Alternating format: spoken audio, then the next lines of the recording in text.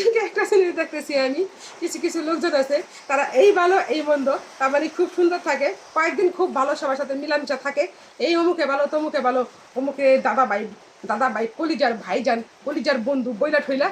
কয়েকদিন পরে দেখে গিরগিটির মতো তার বদল করতেছে। কাহিনীটা কি মনে হয় গিরগিটি যেমন রং বদলা, কিছু কিছু মানুষ আছে গিরগিটির মতো রং বদলা, কয়দিন অমুকে লাগে খাতির, কয়দিন অমুকে লাগে এক পেট, তারপরে আবার ঠাস বুঝছেন না, তাহলে এটা কি কয় গিরগিটি কয় না এখন। এদেরকে কয়েক জানা নাকি পলাকে মনে হয় চোখের পলক ফলাতে দেরি হয়, তাদের মনে করেন এই রং বদলাতে দেরি হয় না, তাহলে তারা কি গিরগিটি না? কারণ আমি কিন্তু আমার বাসায় কথা বলতেছি, আমার বিক্রমপুরের ভাষা আছে, যে ভাষায় কথা বলে আমি ওইভাবে কথা বলি, কিন্তু আমার বাসা কিছু হয়তো অন্যরকম আসে, কিন্তু আবার মনে করেন আমি কিন্তু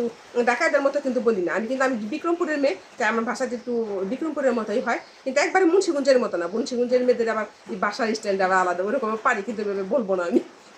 ভালো থাকেন সবাই, গিরগিটি হবেন না।